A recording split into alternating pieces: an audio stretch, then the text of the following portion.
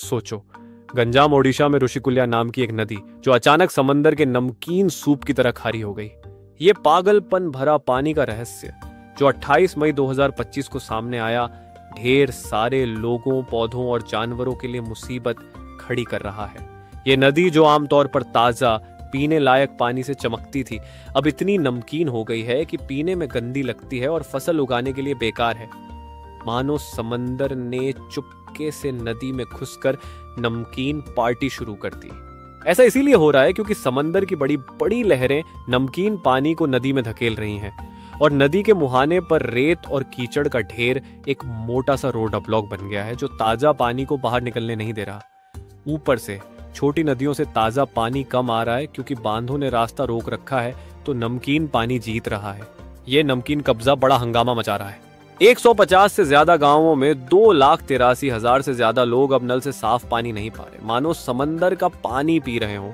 किसान बहुत परेशान हैं क्योंकि नमकीन पानी फसलों को नुकसान पहुंचाने वाला गुस्सैल राक्षस है जो मिट्टी को भी उदास कर देता है, तो चावल या सब्जियां उगाना मुश्किल हो गया है। यहां तक कि कूल ओलिव रिडली कछुए जो नदी के पास अंडे देने आते हैं, वो भी इस नमकीन सरप्राइजर से खुश नहीं होंगे क्योंकि ये उनके आरामदायक घोंसलों को बिगाड़ सकता है।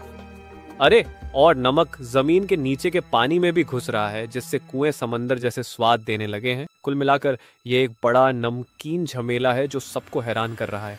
लेकिन घबराओ मत, लोग सुपर हीरो की तरह कूद पड़े हैं नदी को बचाने के लिए। एशियन डेवलपमेंट बैंक के साइंटिस्ट नदी की पढ़ाई कर रहे हैं ताकि पता लगे कि ये नमक का माजरा क्या है।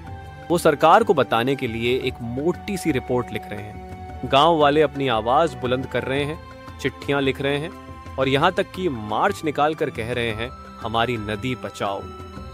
वो खासकर एक नए बांध को लेकर चिंतित हैं जो नदी को और सूखा और नमकीन कर सकता है।